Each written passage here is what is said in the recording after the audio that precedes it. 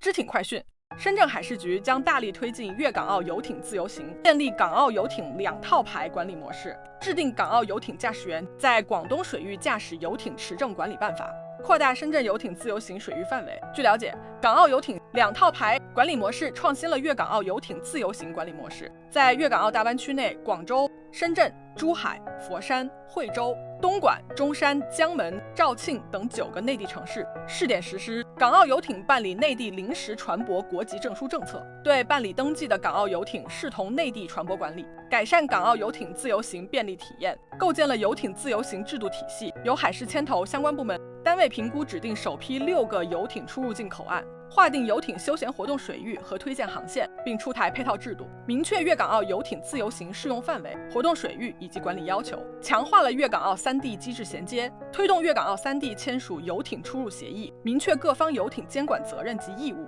推进粤港澳游艇操作人员证书互认，加强与港澳海事管理机构游艇检验协作，推动港澳游艇按内地标准配备船舶自动识别系统，逐步推进粤港澳游艇检验标准统一。